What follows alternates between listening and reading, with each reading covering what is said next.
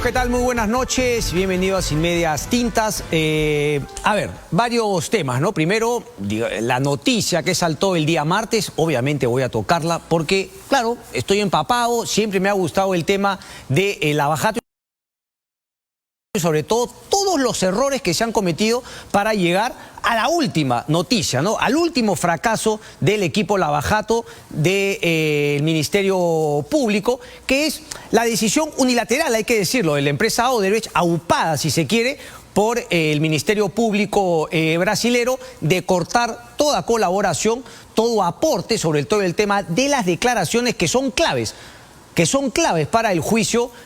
Los juicios, sobre todo el de Ollantumala, Nadine Heredia, luego Keiko Fujimori, etcétera. Pero de eso vamos a hablar en breve, porque otra noticia que ha llegado del Ministerio Público ha sido la decisión de ampliar la investigación que se sigue al presidente Pedro Castillo y otros, ampliar esa investigación a fin de comprender a Roberto Helbert Sánchez Palomino, en su condición de ministro de Comercio Exterior y Turismo, como presunto autor de la comisión del delito contra la Administración de Justicia, delito contra la función jurisdiccional, obstrucción de la justicia.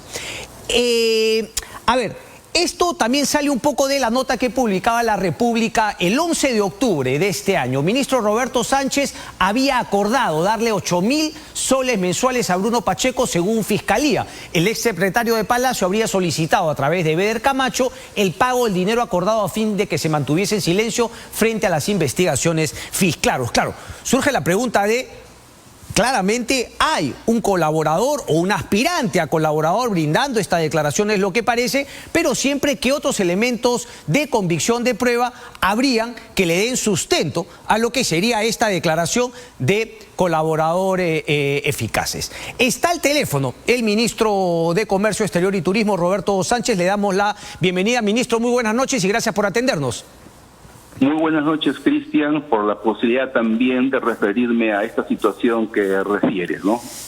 Correcto. A ver, su punto de vista, ministro, ¿no? Porque aquí dice, el marco fáctico lo leo rápidamente para darle contexto y usted pueda responder. De acuerdo con la información de fuente abierta, Roberto Sánchez, en su condición de ministro de Comercio Exterior, habría acordado entregarle al exsecretario general de Palacio, Arnulfo Bruno Pacheco, la suma de 8.000 soles mensuales a fin de que éste se mantenga en silencio frente a las investigaciones que viene desarrollando el Ministerio Público. ¿Qué es lo que dice usted, ministro? Rechazo tajantemente esa supuesta versión de un aspirante a colaborador eficaz. A mí, en todos los meses, 15 meses de trabajo como ministro y desde los primeros meses, nadie me ha solicitado ningún compromiso de ningún solo sol en materia de supuestamente encubrir o apañar algún silencio o algún delito. Jamás he formado parte ni sé absoluto de hechos irregulares, ni direccionamiento de obras, ni de compra de puestos, ni de el tema de los ascensos en la policía. Yo desconozco totalmente esas acciones presuntas y estoy seguro que no van a poder corroborar, y me allano a que eso se investigue y que de una vez no se esté solo reafirmando como dichos condicionales, sino que fehacientemente se respete el debido proceso y se corrobore a fin de que tengamos un sistema de justicia probo, imparcial, célere en la investigación, pero también como ciudadano exhorto a la celeridad también, para que la Junta Nacional de Justicia pueda también investigar a la fiscal, porque creo que allí el suelo es parejo, está llano, nadie se puede esconder de una acción judicial, sobre todo cuando hay graves imputaciones también que le han referido a la señora fiscal. Hay que dar la cara, no hay que tener... Ministro, pero es que le pregunto directamente por su caso y usted, claro, no, para algunos la mejor defensa es el ataque y va contra la fiscal de la Nación. Digamos, ¿cuáles son los graves actos de delito de la actual fiscal? Porque claro, uno podría, y aquí lo hemos dicho en este programa, que es harto cuestionable la decisión de haber sacado a la fiscal Revilla, pero eso no condiciona o no significa ningún tipo de delito. ¿Cuáles serían esas irregularidades que usted menciona en la fiscal de la Nación? Mire, es de dominio público ¿no? No lo digo yo, es de dominio público de otro. Uy. ¿Se cortó, José? Uy.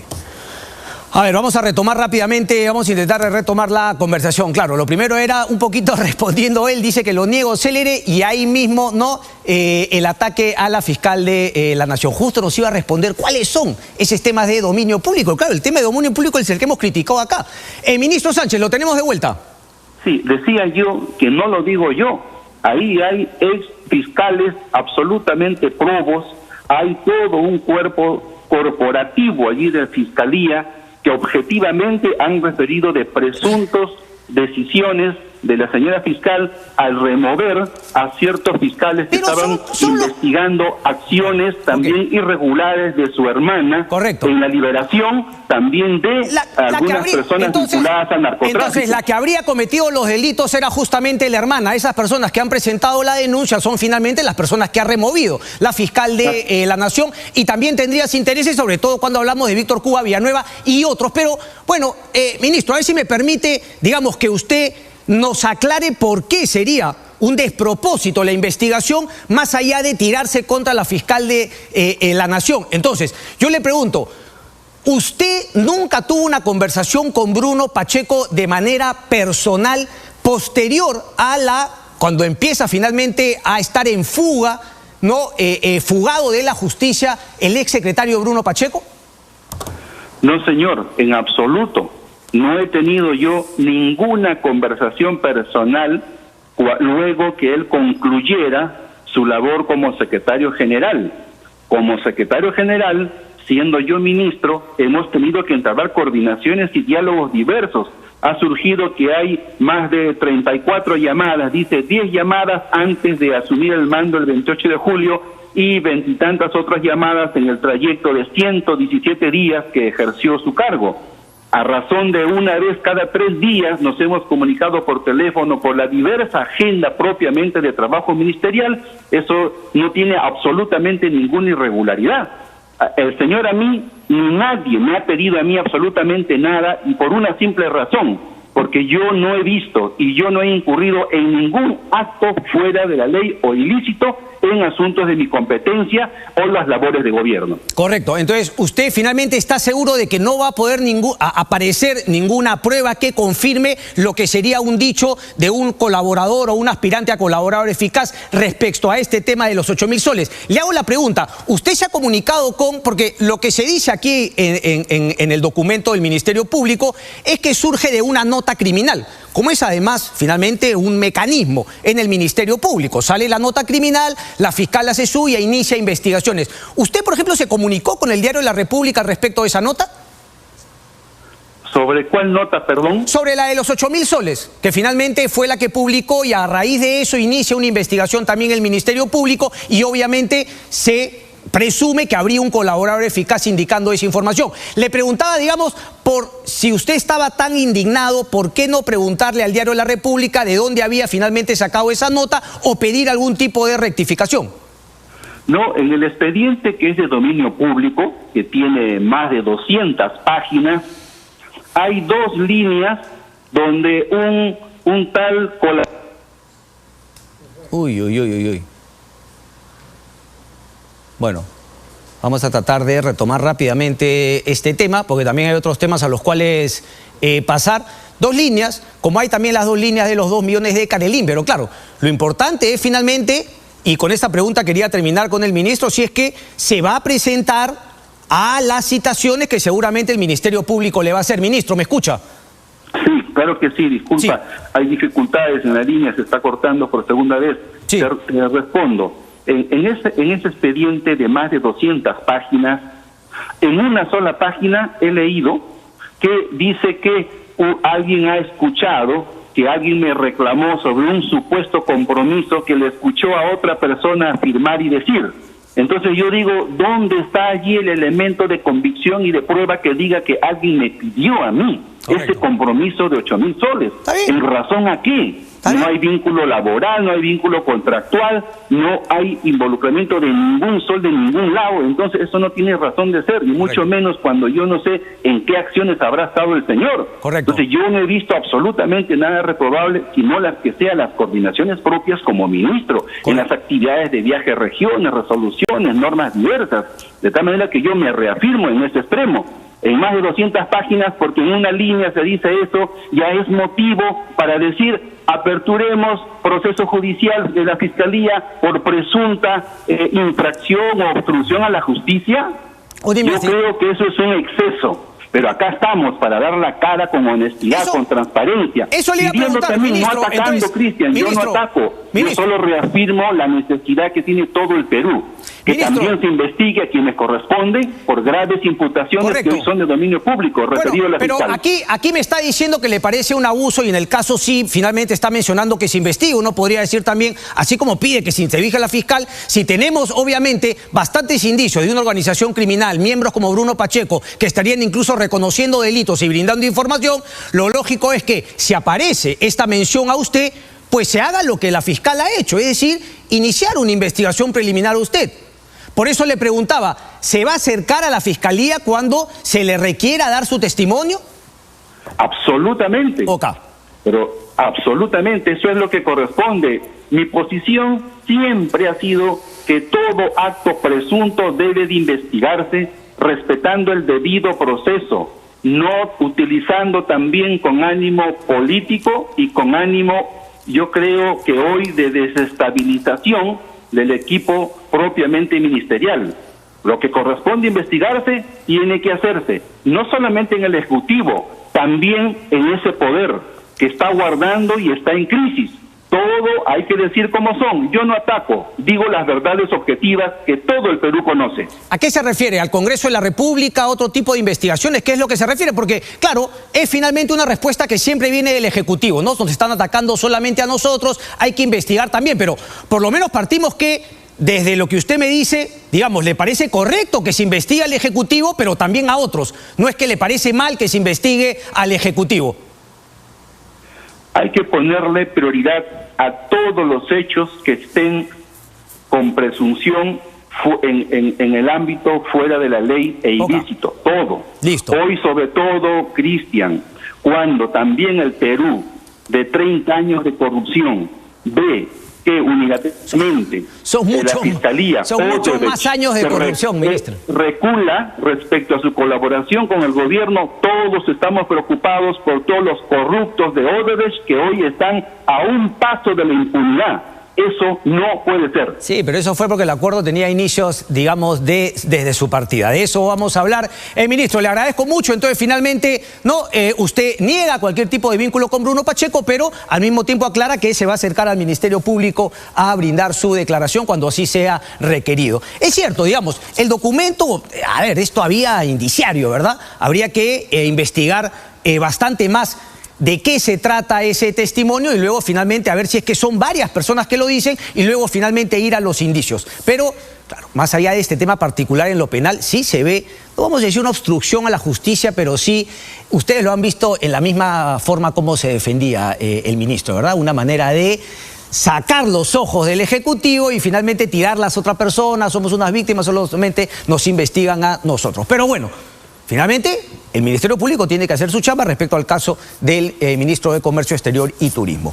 Vamos a hablar ahora, vamos a hablar rapidito de la marcha. Yo solamente quiero hacer unos datos, ponme aquí finalmente la imagen, unas cosas rapiditas. Primer análisis, ¿no?, que yo hago. Lo que queda claro es que estas protestas, estas marchas, que claramente son organizadas por grupos de derecha, la oposición de derecha, si se quiere, si bien no alcanzan a ser masivas como que puedan poner en jaque al gobierno, me parece que sí se ve una capacidad de, digamos, ¿no?, sacar a una cantidad que se repite, ¿no? 3.000, 4.000, 5.000, 6.000, quizá un poco más, pero ese parece ser el techo cuando la convocatoria es únicamente de estos grupos de oposición de derecha. Pero ojo que cada vez que convocan a marchas siempre se da y se repite esta cantidad de gente. Es decir, hay un núcleo duro, articulado, alrededor de esa oposición, pero que, repito, parece tener un techo. La pregunta es, ¿quién sería el líder o la persona que pueda finalmente convocar y tener a personas que no solamente sean de derecho en esta oposición, sino de centro, si se quiere, también de una izquierda más democrática, o que finalmente estén también indignados con la situación de Pedro Castillo? Ayer me parece que la marcha venía pacífica, pero luego cometieron el mismo error algunos que cometieron los chicos, ¿no?, los jóvenes en esta marcha que finalmente sacó a Merino, es decir, querer cruzar una línea que había puesto la policía. El defensor del pueblo lo dijo y yo coincido con eso. Me parece que en un momento del día era innecesaria tirar la cantidad de bombas lacrimógenas que lanzaron. Pero lo que también es cierto es que al final, como en esas fiestas, ¿no?, en esas parrandas de jóvenes, hay algunos que no se quieren ir del tono por más que ya había acabado. Y se quedan, si se quieren, los más, digamos, los más agresivos, que sí le empezaron a tirar piedras, empezaron a buscar la gresca con los policías y terminó en escenas como las que estamos viendo, que repito, no fueron todos, pero fue este grupo extremos que, ahí están las imágenes, pues nadie puede negarlo, pero repito, la policía creo que también fue innecesario el tema, y el tema de las lacrimógenas, innecesario porque ahí todavía era temprano y había gente mayor. Este tema de los caballos ya está, pero hasta el cansancio han dicho que no está permitido la presencia de caballos porque pasa justamente eso. La gente intenta asustar a los caballos, digamos, no se alteran, los policías pierden el control del caballo y podemos ver justamente esta situación. Un poquito, análisis, ¿no?, de lo que me pareció fue ayer la marcha, pero ese es el análisis político sobre todo, ¿no? Un techo, 5.000, 7.000 personas. La pregunta es, finalmente, ¿cómo sacar a las calles a la gente que las encuestas muestran están indignadas, creen que hay corrupción, pero finalmente no sintonizan quizá con quienes lideran estas marchas? Y nuevamente el tema, porque aquí parece ya haber dado un paso que va más allá del Congreso de la República, porque repito, la solución política para una salida eventual de Castillo la tiene el Congreso de la República. Entonces, la pregunta es si es que finalmente dentro de lo que se exige está la salida de Pedro Castillo. ¿Estoy sudando? Tranquilo, hace calor, ya viene el verano. Está también la elección adelantada para el Congreso de la República, que me parece es la única manera viable de en verdad salir de esta situación en la cual nos encontramos hoy por hoy. Ese es un tema. Mucha gente me dirá, pero ¿por qué insistir con el tema Lavajato? Porque claro, salió el martes, algunos programas lo tocaron, luego empezó justamente a bajar la intensidad. Pues por una sencilla razón, porque la situación política en la que estamos el día de hoy es por entera responsabilidad, en lo bueno, pero también en lo malo, en los excesos que cometió el equipo Lavajato liderado por Rafael Vela con su compañero de aventuras, porque son Batman y Robin, José Domingo Pérez, ¿ok? Porque ellos finalmente no insistieron en darle la prioridad de ir por las cabezas políticas cuando incluso habían delitos mucho más contundentes que perseguir a estas cabezas políticas. Y hablo Alejandro Toledo, hablo de PPK, hablo de Ollantumala y Nadine Heredia, pero el fiscal Vela, por su protagonismo, por su afán protagónico, ahora se le ve un poquito más bajoneado, ¿no? Se le ve un poquito bajoneado ya, creo que no sacó el reloj hoy día, ¿no? Se ha venido con un swatch. Sí. Ha estado también justamente con Mónica Delta, pero ha estado haciendo un roadshow durante la semana, y claro, durante la semana sí, ¿no?, a medios amigos, que hay, pero sí, pero ¿usted qué opina? Y surgió un tema que para mí, yo no sé cómo llamarlo, pero solamente se los quiero advertir, porque no caigamos en la tontería que finalmente, me parece que Vela incluso ha retrocedido, porque martes, miércoles, jueves, viernes lo quiso plantear como efectivamente un tema más en la ecuación de la colaboración que la empresa Odebrecht ha decidido cortar con el Ministerio Público, que es el tema de Lula. El tema de Lula no tiene nada que ver con la decisión de Odebrecht. El tema de César San Martín no tiene nada que ver con la decisión de Odebrecht. La decisión de Odebrecht se da por un tema crematístico, por un tema netamente de dinero. Y se da esa situación por una sencilla razón, porque Odebrecht se lo almorzó con la venia de Rafael Vela Barba y de toda la gente que lo apoyó, de toda la gente que no permitía ni siquiera que hayan críticas al acuerdo de colaboración eficaz y que le ponían el mote, ¿no?, de estás con la corrupción si es que criticabas ese acuerdo. Ese acuerdo que no solamente fue secreto, lo poco que pudimos conocer lo conocimos por la sentencia judicial, no me acuerdo cómo se llama la jueza, cuando aprobó el acuerdo de colaboración eficaz. Ahí salieron algunas luces de lo que podía ser el acuerdo y los términos de ese acuerdo, pero el acuerdo nunca se hizo público porque como tenían toda esta incapacidad, este cacacenismo nacional de querer a convertir héroes, ¿no? Y de no crear una distancia saludable entre finalmente un fiscal que estaba haciendo su chamba y una empresa Odebrecht y todos los ciudadanos que estábamos alrededor de este caso. Entonces, eran héroes, no se les podía criticar, su palabra era ley, si le bajaban el pulgar, ¿no? Si le bajaban el pulgar a un fiscal de la nación, se tenía que ir. Si Pablo Sánchez, ¿no? Quería quedarse como fiscal de la nación un término más, pues había que hacerlo porque Rafael Vela... Y es más, otro error de esta fiscal de la nación es que también ella se apoyó, porque en un discurso que dio lo puso a Rafael Vela como Rafael Vela fuese su soporte. Y Rafael Vela es un fracaso como fiscal. Se lo ha almorzado Odebrecht y se lo sigue almorzando. Esa es la verdad de la milanesa. Odebrecht se siente tan empoderado con el fiscal Vela que Odebrecht, como no quiere perder dinero, tiene claramente 2 arbitrajes millonarios. Juntos deben sumar algo de 2.000 millones de dólares. El tema del gasoducto y el tema de Rutas de Lima. Pero demos un paso para atrás, porque cuando se le criticaba el acuerdo de colaboración eficaz al fiscal Vela, yo lo planteé 1000 veces en la radio. Señor, por favor, respóndanos. El acuerdo de colaboración incluye tácitamente o literalmente que la empresa Odebrecht va a renunciar a cualquier posibilidad de llevarnos a algún arbitraje. No respondían, se hacían los locos, bueno, pero por supuesto, es una cuestión que... Así me acuerdo que me respondía, bueno, señor Judalker, no, en el develamiento de la verdad debemos entender que eso es un tema que se debe sobreentender, que en aras de la buena relación con la empresa, puro bururú. Te decía, no te decía si sí ni no, pero te hacía sentir que, no, como estaban colaborando y ahora eran uña y mugre, ¿cómo pues Odebrecht iba a llevar un arbitraje? Eso sería una muestra de mala fe. Dicho y hecho, lo primero que apareció fue que nos llevaron a un arbitraje por 1.200 millones de dólares de la empresa Odebrecht contra el Estado peruano por el tema de gasoducto, igualito con el tema de Rutas de Lima. Es decir, el señor Rafael Vela y todos sus adláteres que finalmente no querían criticar, porque ahí hubo un montón de prensa. Bueno, eso de prensa es un decir, ¿no? Porque lo que eran unos ayayeros del equipo Lavajato que le reventaban cohetes, como hacen algunos todavía, a cambio de que te tire una información. Oye, te voy a dar el expediente acá, mira lo que ha salido de este tema. ¡Pum! Y lo presentaban, porque en ese momento la prensa se volvió tan cacacena que ni siquiera es que analizaba el expediente, ni siquiera buscaba nada nuevo, simplemente recibía el expediente que le daba Vela y preparaban sus reportes tal cual. Le reventaban cohetes, qué lindo, Vela barba, no hacían ningún tipo de análisis. Esa fue un poco la situación que han desembocado en este tema. Entonces, le dieron tanto a Odebrecht, el Ministerio Público se volvió, y sigue siendo, prácticamente, digamos, un área más de la defensa de Odebrecht frente al Estado peruano, que cada vez que tenía un problema, y tiene un problema Odebrecht, chantajea. Chantajea, y Rafael Vela no sale ahora con su cara de contrición, diciendo, bueno, ahora vamos a ver, no, ahora sí tenemos que analizar. Nos tomó por sorpresa. Mentira 1 de Rafael Vela Barba. No te tomó por sorpresa, fiscal. No te tomó por sorpresa. Y te lo dice además Gustavo Gorriti en su nota de IDL Reporteros. Gómez regresó al Perú por pocos días antes de retornar a Brasil, a Sao Paulo, junto con el fiscal superior Rafael Vela. Llegaron el día martes temprano.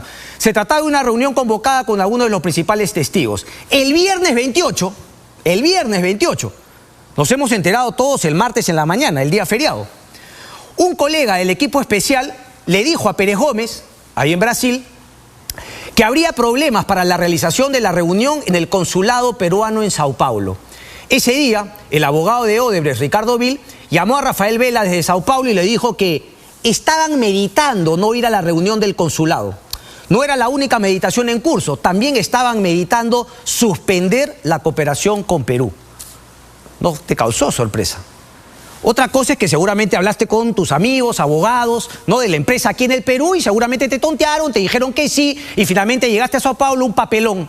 No, en vez de ponerse duro, porque nuevamente la situación de colaboración eficaz es que el Ministerio Público aprieta a la empresa, la pone de rodillas y a la empresa no le queda otra que confesar y que finalmente aceptar las condiciones que el Ministerio Público le pone. Aquí ha sido al revés. El Ministerio Público se puso de rodillas dentro de todo el tema político que obviamente estaba alrededor del caso Odebrecht, se puso de rodillas y le aceptó absolutamente todo a la empresa Odebrecht, como se lo sigue aceptando, porque lo que más llama la atención es que Rafael Vela no tenga la capacidad, no tenga la valentía de decir, bueno, señores, ¿sabes qué? Se acabó. No podemos seguir estando a merced de los chantajes de Odebrecht. Estamos evaluando seriamente romper ese acuerdo y finalmente tomar otras medidas para exigirle. Claro, él dirá, ay, le están haciendo el juego a la corrupción, muchos corruptos. Bueno, les cuento otra historia. Se fue por el tema del lavado de activos cuando pudo haber ido por el tema de los sobornos. En el caso de Susana Villarán, sobornos. Ese tema de lavado de activos por aportes de la campaña para el no es una tontería. Queda claro que había un toma y daca y que finalmente no solamente, ponme los rostros por favor mientras voy hablando, que no solamente vino en aporte para la campaña del no, sino que además vino con una serie de beneficios, de privilegios para la empresa Odebrecht en el tema de Rutas de Lima, que convenientemente luego se lo vendió a este fondo Brookfield, que también, ojo, está metido como tercero civilmente responsable. En el caso de Alejandro Toledo estaba el soborno, estaba la coima. Claro, uno después de la coima podría decir que esa coima se lavó. Ok, se compraron casas, se intentó darle un matiz de ingresos legales, etcétera, pero la figura no era lavado de activos, era finalmente la coima, y a través de ese dinero sucio, porque queda claro que una coima de 20 palos verdes es dinero sucio, ahí intentas lavarlo. Insisto. Luego, con el caso Metro de Lima, estaba claro que la empresa Odebrecht con sus otros socios, estaba Graña y Montero ahí también, entregó coimas. Además, obviamente hubo colusión para que una serie de permisos, de cosas a favor de la empresa Odebrecht y del Metro de Lima se vayan dando. El caso de la vía Costa Verde también, pero a todos le quiso poner el San Benito de organización criminal para tener más espacio de investigación. A todos el tema de lavado de activos, él venía de lavado de activos, porque era un tema también fundamental, el caso de Keiko Fujimori.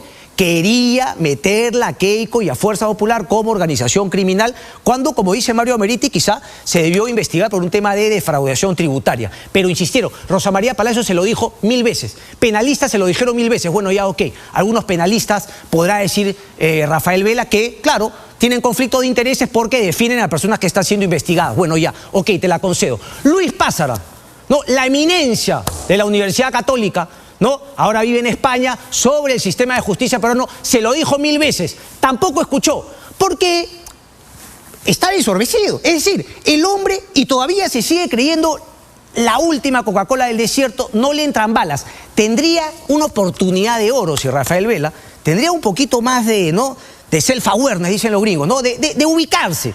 De ubicarse y de decir, bueno, todavía tengo una oportunidad de llevar a buen puerto, pero llegar a buen puerto no pasa por seguir aceptando los chantajes de la empresa Odebrecht. ¿Estará dispuesto a hacerlo? Porque en sus respuestas insiste con el tema. No queremos ponernos en ese caso. No, nosotros hemos cumplido el acuerdo. Por supuesto que has cumplido el acuerdo. Por supuesto que has cumplido todo lo que te pedía Odebrecht. Porque has fungido de abogado de Odebrecht. Más bien ahora la pregunta es si es que tú estás dispuesto a llamarle la atención y finalmente hacer cumplir el acuerdo de la manera que el acuerdo te da la posibilidad, y que es renunciar al acuerdo denunciando que la empresa Odebrecht lo ha incumplido. Y a partir de ahí hacer las cosas que no hiciste, pedirle la colaboración a Estados Unidos, pedirle la colaboración a Suiza. Hay 1000 cosas que hacer, hay todavía por corregir, pero repito, lo primero que tiene que cambiar es esa postura, es ese egocentrismo, es esa pose. No quiero pensar mal, porque yo soy pavo, yo soy ingenuo, soy naif, soy pavo, no quiero pensar mal, pero me genera una pregunta ya a estas alturas, que el señor Rafael Vela siga insistiendo en que, ay, por favor, que se ponga, ojalá vuelva a la colaboración, sin ningún tipo de cuestionamiento, crítica y posición dura frente a la empresa Odebrecht, que la ha sacado baratísima, baratísima. Los codinombres 70, un chiste, no le dieron ni uno. Pero bueno, aquí me dicen tiempo y tienen razón. Tenemos a Antonio Maldonado justamente para seguir tocando este tema, ex procurador. Desde Panamá, Antonio Maldonado, muy buenas noches y gracias por atendernos. Hola, Cristian, buenas noches, gusto saludarlo. Gracias, doctor. Doctor Maldonado, a ver, he escuchado sus intervenciones, he leído también en diversos medios de comunicación, pero mejor que usted nos lo explique. ¿Cuál es su sensación de esta última decisión de la empresa Odebrecht de cortar la colaboración con el Ministerio Público peruano? Y le hago la pregunta directa para que usted me la responda de acuerdo a lo que yo he opinado. ¿Le parece o no que es un chantaje de la empresa al Ministerio Público? Bueno, sí, se puede calificar como un chantaje al Ministerio Público, pero eso es bastante obvio, porque cuando uno trata con delincuentes, no espera que los delincuentes se expresen con normas sociales convencionales y decentes. Así que eso realmente no debiera llamarnos la atención. ¿Qué se puede esperar de una relación de esta naturaleza a la que cualquier ministerio público de cualquier país donde en este caso afectó la corrupción de Odebrecht tiene que lidiar? Es decir, no hay forma de no lidiar con ellos. Es el mismo problema con los violadores de derechos humanos. Uno habla con los violadores de derechos humanos y también dicen barbaridades. Es decir, yo no puedo esperar de una persona de esta naturaleza, sea jurídica o natural, un comportamiento distinto. O sea que eso es lo que menos me alarma. Digamos. Correcto. Pero, doctor, yo estoy de acuerdo con lo que usted plantea, pero es que justamente la posición de los fiscales y de algunos, digamos, defensores a ultranza, que incluso no maltrataban, insultaban a los que tenían alguna postura crítica frente al equipo y al acuerdo, era que la empresa ya se había reformado. La empresa ya la manejaban otras personas. No había de qué preocuparse, era una empresa reformada, que ahora sí iba a colaborar con la justicia. Entonces, claro, me llama la atención lo que usted dice de cara a lo que sostenía el Ministerio Público. Ya es una empresa reformada. ¿Fue ingenuo pensar de esa manera? Si eso sostiene el Ministerio Público, por supuesto que fue una mirada absolutamente ingenua. Y lo prueban los hechos que usted está comentando, Cristian. Cuando cambió de nombre en diciembre del año 2020 la empresa Odebrecht a Novo Honor, el discurso de Marcelo Odebrecht fue: no estamos borrando el pasado no se borra, pero después de todos los cambios que hemos promovido y la corrección de rumbos, miramos ahora hacia lo que queremos ser, una empresa inspirada en el futuro. Ese es nuestro nuevo nombre. Mire, si solo tomamos el punto que arguye Novo Honor, que el problema fue que el Estado peruano ofreció como testigo al fiscal Vela Barba en el arbitraje, en el litigio, en el marco del arbitraje entre el CIADI, por una demanda planteada por Odebrecht.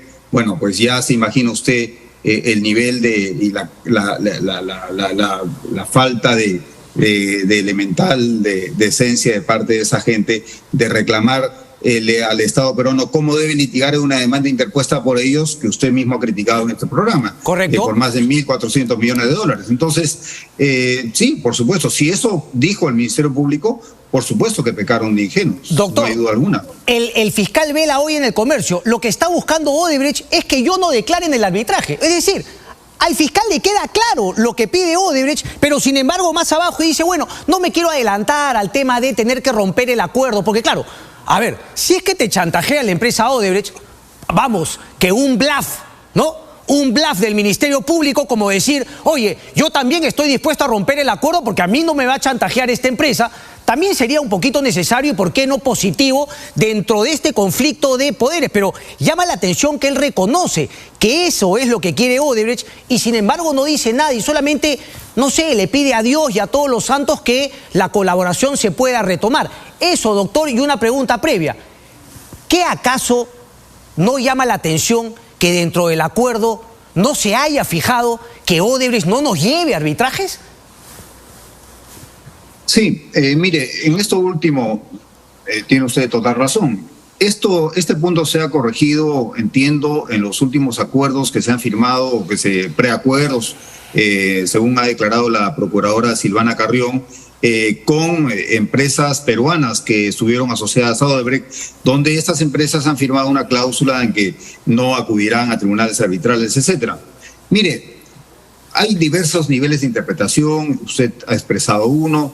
Fíjese, quizá tratando de ser justo, el escenario es el siguiente. Mire, en el 2014 se devela el caso Lavallato. Esta información llega al Perú, llega al Congreso, llega al Ministerio Público de entonces. Ni el Congreso de la República de ese entonces, ninguno de los partidos políticos y tampoco el Ministerio Público de ese entonces hicieron caso a esa información. ¿Cuándo se puso a trabajar el Congreso de la República y cuándo se puso a trabajar el Ministerio Público? Solo una vez que se publicó el Plea Agreement del 22 de diciembre del año 2016 entre una Corte de Justicia de Nueva York y Odebrecht S.A. Antes, no. Y eso pasó con todos los países de América Latina. O sea, no es decir, fíjese usted el nivel de sumisión, el nivel de falta de independencia y de imparcialidad de sus órganos judiciales. Luego se activó el equipo especial de fiscales Lavallato y desarrolló una serie de acciones que está bien que sean criticadas, me parece muy bien que sean criticadas. Me parece muy bien que se expongan al público y que se debata sobre eso. Y hay puntos en debate que se pueden tratar de explicar y otros que no. Pero esta situación que vivimos ahora, como usted tal vez convenga conmigo, es insuperablemente mejor a la que hubo entre el 2014 y 2016, donde un pobre congresista, el señor Pari, andaba con su informe en minoría tratando de que el APRA y todos los partidos le hicieran caso, porque ninguno le hacía caso con el tema de la investigación, de la necesidad de investigar a Odebrecht. Claro. ¿Han habido problemas? Los han habido problemas, sin duda alguna. Y podemos seguir hablando de los problemas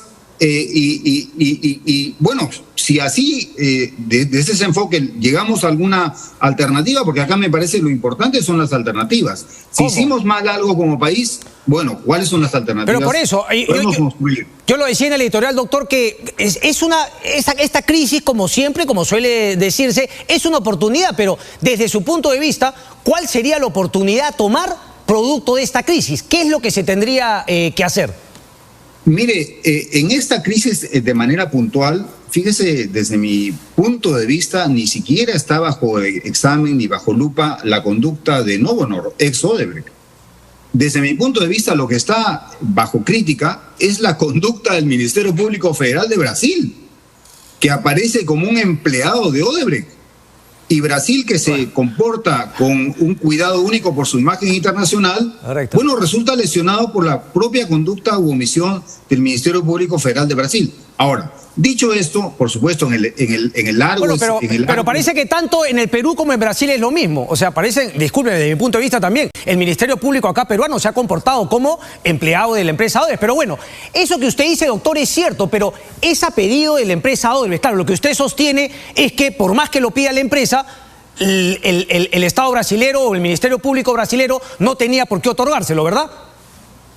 Exactamente, y porque fíjese... le reitero, la República Federativa de Brasil cuida mucho su imagen internacional. Y si el Ministerio Público Federal de Brasil cree que ha levantado la imagen internacional de Brasil, ha ocurrido exactamente lo contrario. Porque esto va a ser discutido en diferentes foros. Y por supuesto, de Odebrecht, ¿qué pueden decir? Que se comporta de la misma manera como siempre se ha portado. Cambió de nombre, es Novonor ahora, palabras bonitas, miramos el futuro de otra forma, bla, bla, bla, bla, bla, bla. Pero eso no interesa. Lo que interesa es el Estado de Brasil. Y el Estado de Brasil se comporta como se comporta Odebrecht. Ese es el problema. Okay. Ahora, en el escenario interno, Cristian, me parece súper bienvenida las críticas.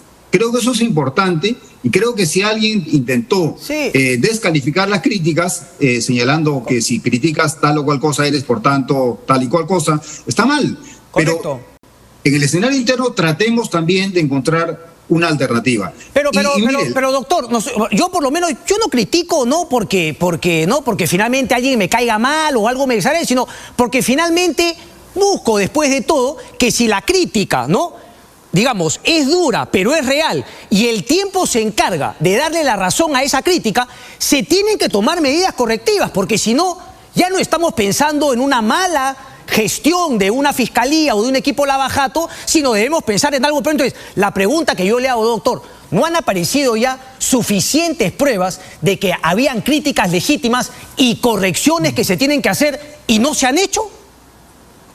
Mire, en reciente entrevista de la procuradora Silvana Carrión, ella expresó que estuvo en desacuerdo con varias decisiones del Ministerio Público y ese desacuerdo se tramitó en la forma de oposiciones en el ámbito en sede judicial.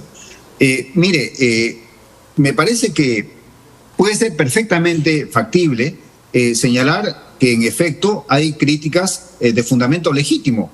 Y esas críticas de fundamento legítimo, usted por ejemplo citó a Pássara. Pássara ha criticado fuertemente al equipo especial Lavallato porque se dedicó más a construir prisiones preventivas que a construir los casos, etcétera. Rosa María Palacios también hizo una interesante comparación entre el desarrollo de la gestión de litigio de ese equipo con nuestra Procuraduría y cómo nuestra Procuraduría con otras coordenadas logró avanzar más los casos, etcétera. Yo creo que esas críticas son válidas y está correcto hacerlas. Lo que es importante es esperar una respuesta institucional. Correcto. Fíjese, en la crisis del año 2018, Pablo Sánchez salió del escenario, fue a Brasil, y de esa crisis surgió la famosa declaración de Brasilia, el acuerdo con Brasil. O sea, salieron muy bien librados, me refiero al Ministerio Público peruano, de esa crisis. Hoy día, ¿qué vemos en el Ministerio Público? Vemos a un señor solo hablando acá en los medios. La fiscal de la Nación, hasta donde llega mi modesto entendimiento, no ha dicho una sola palabra. Entonces, ¿de qué respuesta institucional estamos hablando? En el caso de la Procuraduría, de la Procuradora Carrión, pasa más o menos lo mismo. El señor Procurador General ha recuperado su cargo hace unos 10 días, 15 días, no sé.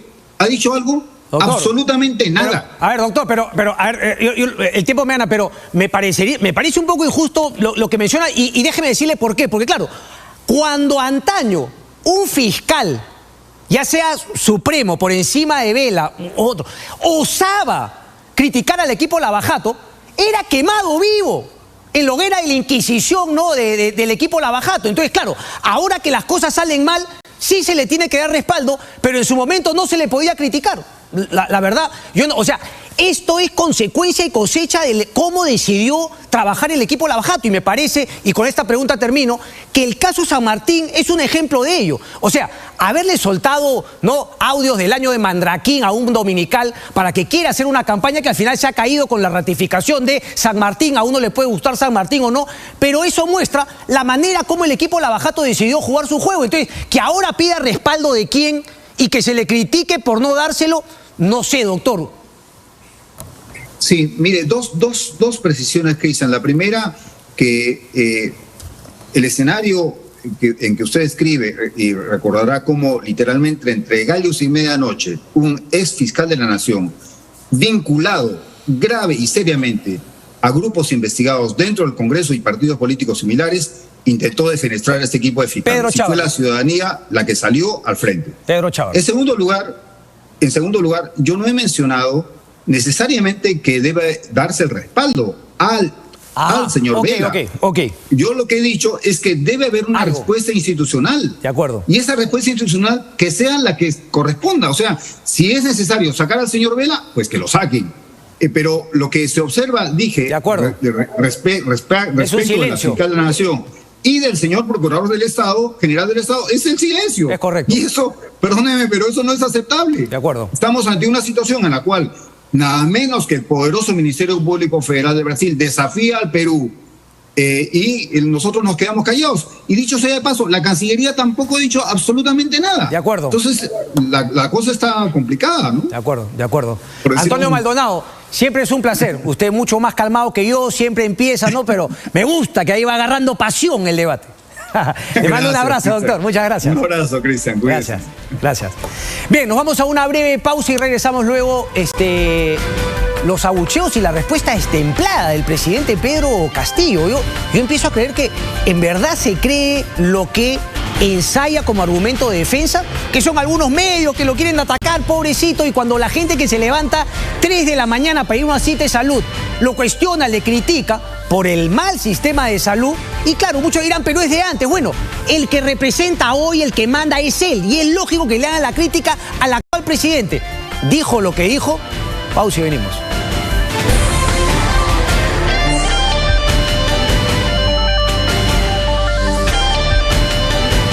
Pero no puedo, solamente para terminar el tema de Vela, ¿no?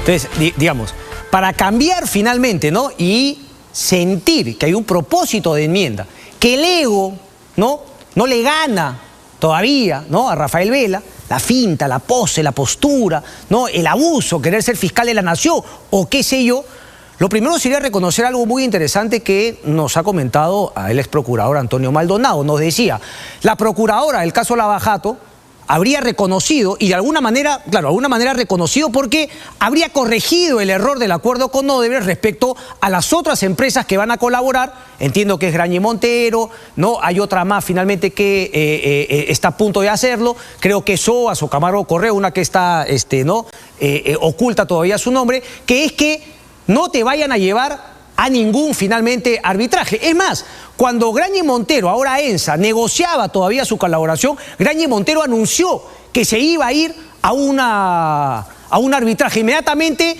la Fiscalía dijo no, entonces rompemos la colaboración. Al final se tiró para atrás. Entonces, partamos de lo primero, Rafael Vela, y del equipo Lavajato. Reconocer que a pesar de las críticas, fue un error no haber incluido el tema de los arbitrajes en el acuerdo de colaboración. Solamente eso sería el inicio, ¿no? De finalmente decir, bueno, sí, como reconozco mis errores, ahora puedo corregirlos y llevar adelante esta colaboración eficaz, por más que haya cometido tremendos errores garrafales en el primer acuerdo de colaboración eficaz. Pero algo tienes que admitir, porque si no, seguimos en lo mismo, viejo.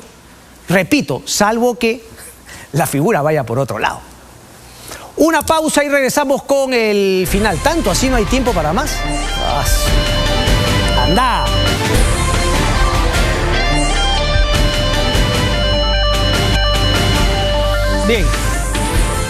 Bien, ya para irnos, no creo que lo del abucheo de Pedro Castillo ya lo han visto todo el mundo, y además es una práctica recurrente, ¿no? Se pica, entra en trompo y finalmente insulta a Tutti Limundi. Además, votaron al jefe de salud justamente porque no le funcionó la portátil, y como falló con la portátil, ¡pim!, para afuera.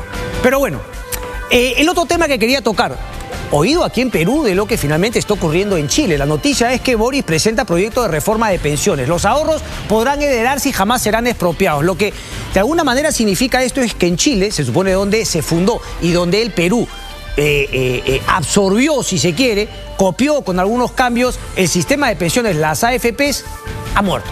Is dead. ¿Ok? Por más que haya gente acá que escribe y dice, pero hago mi disclaimer que soy asesor de las AFP. Aquí se tiene que reformar. Las AFPs tuvieron una ocasión, las propias AFPs, una oportunidad de lujo para reformarse. No quisieron, porque aquí en el Perú, siempre hay que decirlo, las empresas privadas no se quieren reformar, no quieren cumplir estándares internacionales, y cuando finalmente viene un Congreso populista, un presidente incapaz y populista, si se quiere de izquierda, finalmente nos vamos de un extremo de lo que para mí no es liberalismo, sino es liberalismo bananero. Es decir, capturas, rentas, mercantilismo. Cojo plata de las AFPs y me la presto entre mis empresas, yo que soy un grupo empresarial. Tengo bancos, tengo farmacias, tengo clínicas, tengo seguro y tengo AFP. Entonces, si no corregimos ese liberalismo bananero, ¿no?, mercantilista, y nos volvemos liberalismo de verdad, competencia, no pro empresa, sino pro mercado, no solamente va a venir Castillo como ha venido el año pasado, sino va a venir algo peor que podría ser, como por ejemplo es Antauro Humala. Es decir, ahorita la situación del Estado que se deteriora y todo, pero el sector empresarial, todos debemos estar incluidos, tenemos también que reformarnos y crear un sistema de mercado real. Un liberalismo y no un liberalismo banero. Y un ejemplo de eso es las AFPs. A ver si empezamos justamente a reformarnos en el tema de las AFPs y no empezar a hacer esa expoliación que hoy significa sacarle plata a la gente. Que sea, finalmente, si es que la gente quiere elegir o no, poner en su plata la AFP. Que no sea obligatorio. Y que hayan otras medidas, otras maneras también de ahorrar tu dinero. Pero que no te vengan con este cuento, ¿no?, de que te quieren proteger para el futuro, pero agarran tu plata y se la prestan entre sus empresas. No seamos palomas, porque de esa falta de reformas estamos cosechando justamente, ¿no?, lo que se sembró hace algunos años ante la incapacidad de hacer cambios. Se queda con Latina Deportes, ya tenemos a los finalistas. Alianza Lima Melgar la próxima semana. Nos vemos el próximo domingo. Chao, chao.